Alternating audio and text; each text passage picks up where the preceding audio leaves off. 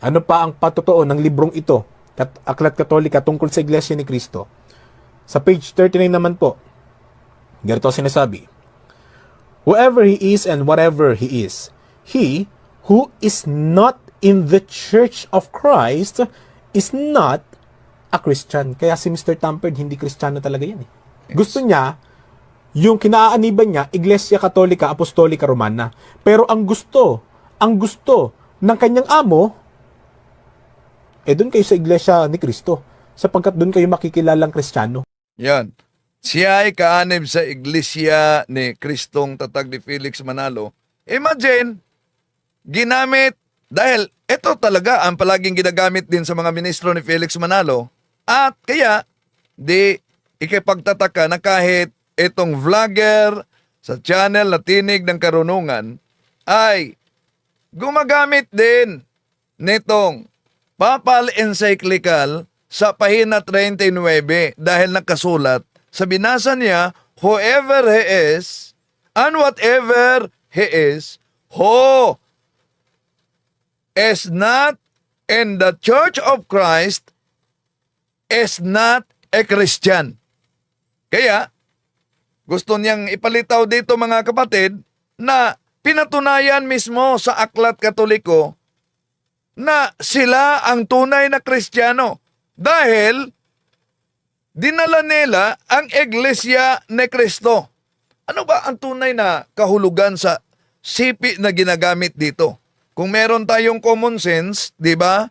Napakalinaw kahit common sense naman ang gagamitin. Ang pahayag na nakasulat sa opisyal na aklat ng Simbahang Katoliko, mga kapatid, hindi ito tungkol sa Church of Christ na itinatag ni Felix Manalo, kundi tungkol ito sa Church of Christ na walang iba, na ayon sa Catechism of the Catholic Church 811, if we would define the true Church of Christ, which is one Holy Catholic Apostolic Roman Church. So, ibig sabihin, ang ginamit dito, bakit? Dahil may iniwasan kasi. Mag-ingat kayo. Ito ang iniwasan, oh. Sa unang bahagi na iniwasan niya, ito mga kapatid, the ban of humanity, ang tinutukoy is the Catholic Church. Kaya, ang karugtong, ito, whoever he is and whatever he is, he who is not a Church of Christ is not a Christian. Yon ang konteksto. So, ibig sabihin, ang tinutukoy sa aklat na ito ay hindi ang Iglesia ni Kristong Tatag ni Felix Manalo.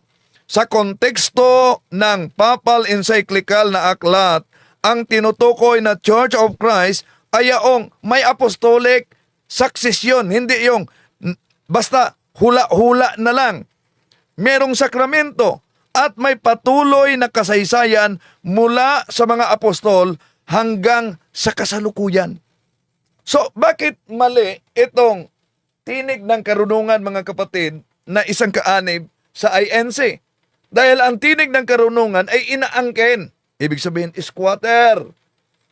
Ang sipi at inilapat sa Iglesia ni Kristong itinatag ni Felix Manalo. Ito ay malinaw na pagbaluktot sa nakasulat sa Aklat Katoliko.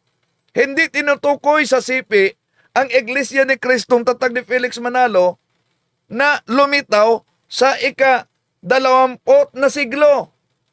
Walang binanggit sa encyclical, Papal Encyclical, na tungkol kay Felix Manalo, kundi ang iniwasan ang tungkol sa One Holy Catholic Apostolic Roman Church na inilarawang tunay na Iglesia ni Cristo. So kung tanggapin ng Tinig ng Karunungan ang siping ito bilang otoridad, mga kapatid, abay inaamin nila na tama ang turo sa Simbahang Katoliko. Ngunit, sabay nilang tinanggihan ang mismong Simbahang Katoliko na pinagmulan sa pahayag na ito.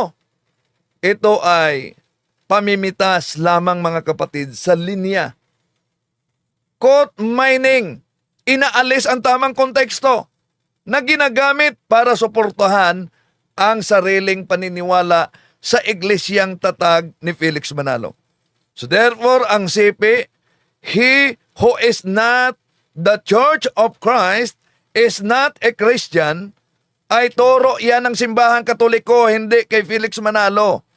At may tiyak na kontekstong theological, hindi patungkol sa Iglesia ni Kristong itinayo ni Felix Manalo at hindi lisensya para angkinin ng sinumang sikta. Di ba?